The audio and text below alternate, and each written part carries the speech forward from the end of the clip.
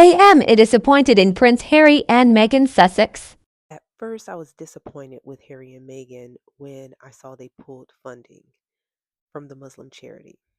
Now, based on their statement, yes, they are the founders. The statement does not actually have Harry and Meghan's name on it. It's interesting.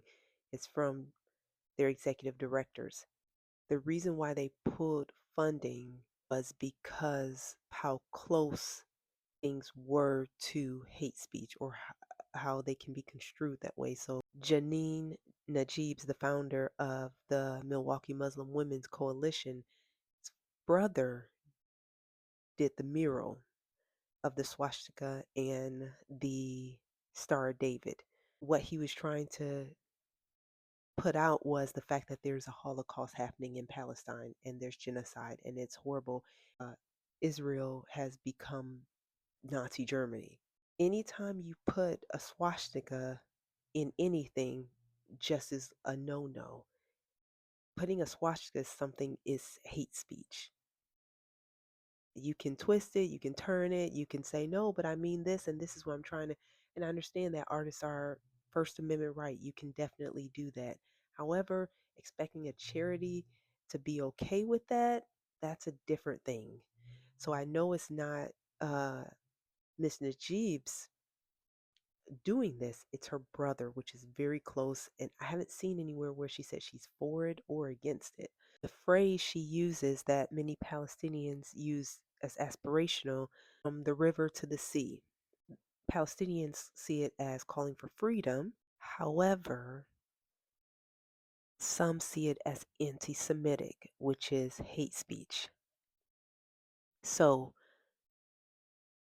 because it's an in between there, a charity again would say, okay, I I want nothing to do with in between stuff or things that can be considered hate speech.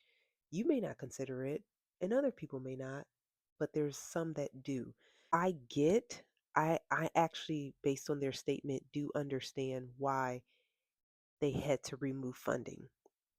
Now, putting Meghan and Harry into this and wanting them to come out and say, hey, no, genocide is bad. What's happening to the Palestinians is bad. The apartheid state is horrible. Okay, yes, you can still want that. So I have to say that, am I disappointed in Harry and Meghan? I guess I'm not based on their statement. I understand their charity of showing up and doing good. Can I understand other people being disappointed? Yeah, because they want them to go further. They want their charity to go further. And because they see Meghan and Harry as their charity one and the same, then their charity needs to go further. And I get that. However, separating them, and I understand the charity's goal and focus, show up and do good, they still have the Welcome Project helping Afghan women refugees who are Muslim mainly. I don't think I'm disappointed anymore though, because I can see it from the charity's point of view, if I'm going to be honest.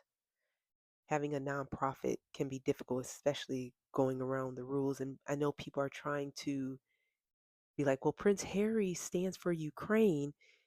Yes, there's a difference in standing for Ukraine and just we help with Muslim women led organizations and things of that nature. No, you can stand with people, but co signing on a swastika and a David put together, or a phrase that to some mean the destruction of Israel or destruction of Jewish people, that's a hard one to co-sign on.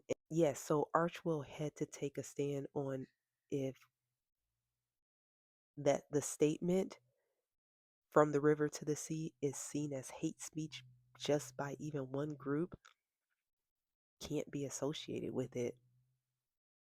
And that's just the truth if you're trying to show up and do good for Muslims, for Jewish people, for Christians, for everybody.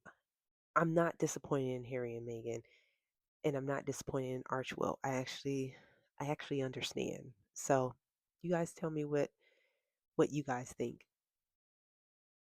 Keep it nice, guys, please. I still like Harry and Meghan. I'm fine. I appreciate the statement, and I think the statement was needed a couple days ago. But yeah.